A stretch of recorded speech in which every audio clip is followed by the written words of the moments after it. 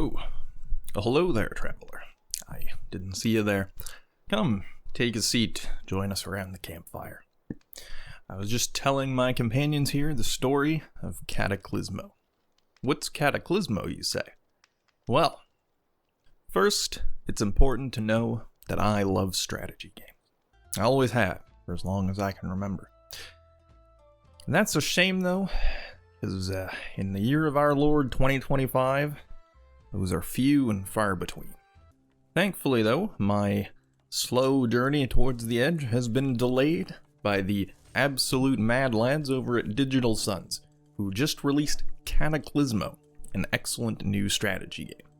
So, sit down, make yourself comfortable, and let me tell you all about it.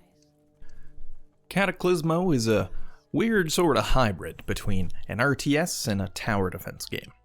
The strange little love child of Bloons Tower Defense and StarCraft 2.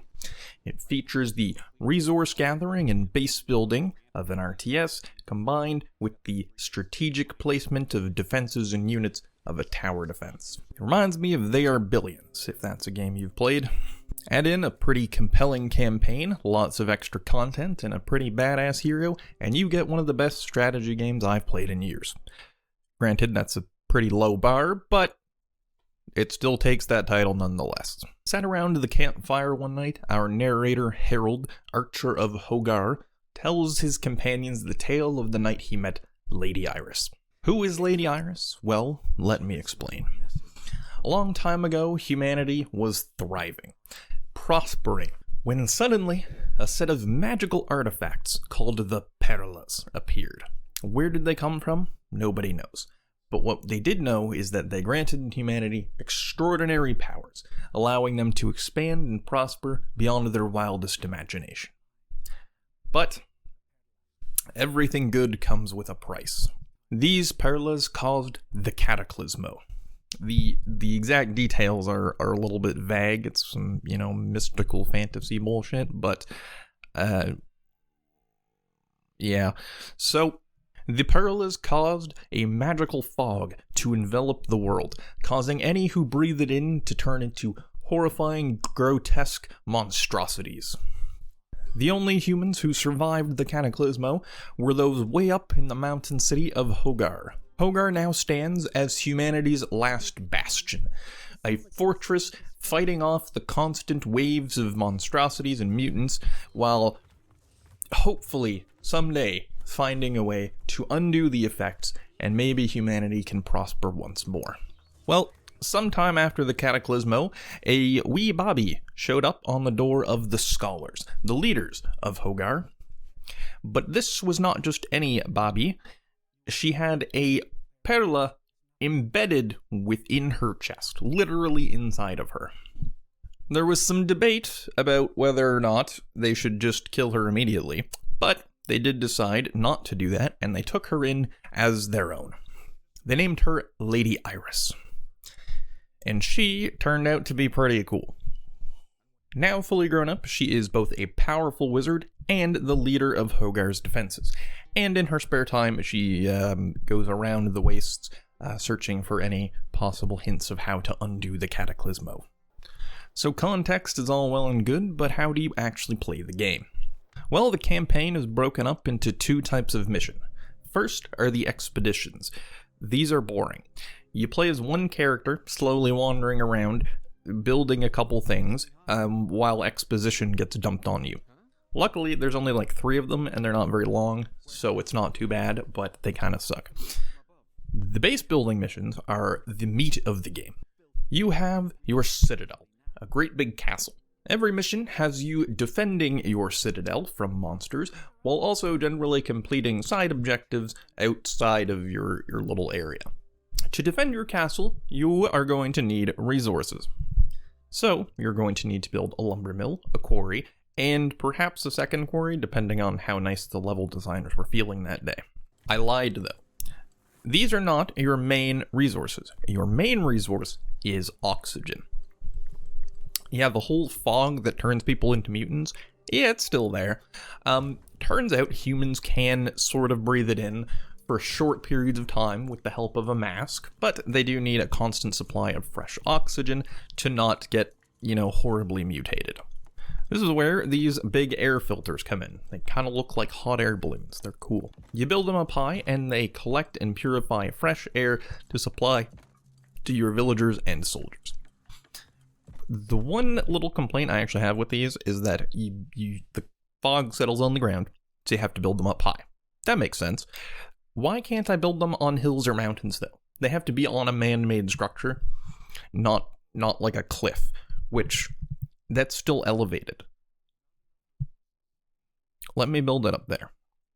Anyway, once you have your resources, it is time to build your base. This is a big component of the RTS gameplay. You have unit production buildings, you have upgrade buildings, you have worker buildings. Crucially, though, is a vast array of wall pieces. Stone blocks, big blocks, little blocks, parapets, wooden scaffolding.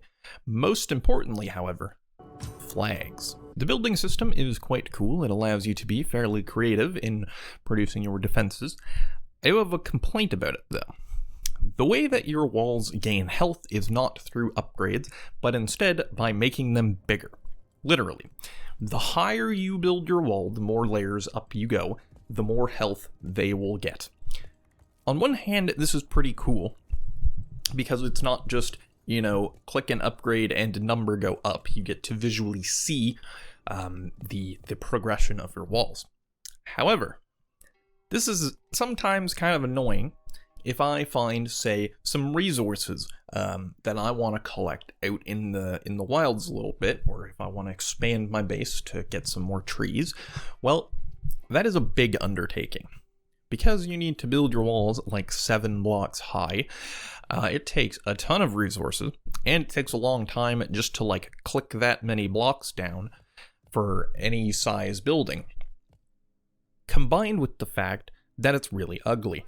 I don't want to have to build a great big fuck off castle just to mine some rocks out here, okay? Just let me build a little outpost. Overall, again, I do think it's good. It gives a good sense of progression to the missions. You physically see your walls getting bigger as they get stronger and more enemies get thrown at you. So I do like it, but just that one complaint to note. Once you have your walls, however, this is where the tower defense aspect comes in. You must now train your units, and you must place them atop those walls. There are 7 different units, each with their own strengths and weaknesses, and good placement of them is vital. Placing them near certain objects, like the aforementioned flags, as well as placing them at their preferred elevation, give your units some pretty big bonuses. Every unit has an elevation that they prefer to fight at. For example, archers like to be way up high, so they can rain arrows down upon their enemies. Hunters like to be lower to the ground. To be honest, I did mostly just ignore this mechanic. I just built my walls as tall as possible, put everybody on top, and it kind of worked out fine.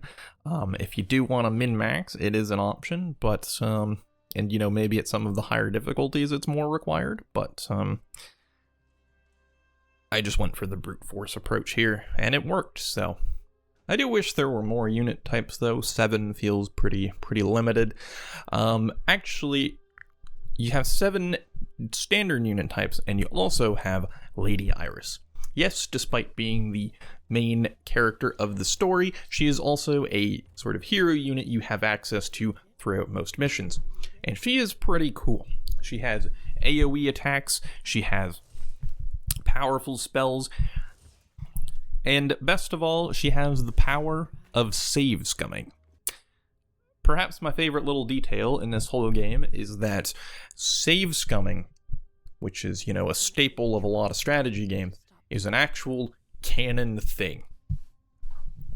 One of Iris's powers is the ability to create a time anchor, a save, and then when things go wrong, she can fold back time, load to that time anchor. It's not really that important. I just think it's kind of cool that they included this in the lore. Is it OP in the lore? Yes. Is it cool? Also, yes. So the campaign is good, but what else do you have? Well, there is survival mode. is pretty much what you'd expect. You survive against waves of enemies for as long as you can on a procedurally generated map. There's also a skirmish mode, which is very cool. Kind of just more campaign missions. Each one is a set, handcrafted map. You have to survive 4 nights of increasing difficulty. The skill tree is sort of reworked in its own kind of interesting way in this mode, and I really like it. I thought it was great. The difficulty is like very finely balanced to where it's really hard, but like, at least for me, it was very hard. I kind of just barely squeaked by and it felt great. And finally, there is a map editor. Thus, theoretically infinite replayability. Not really. Most of the maps are just kind of the same as the normal ones, so it is, theoretically limited, but I didn't really do a whole lot of that. I downloaded one map just to test it out for the video, and then I never touched it again. So this has been the tale of Cataclismo, one of my favorite new strategy games in years, and a big recommendation from me.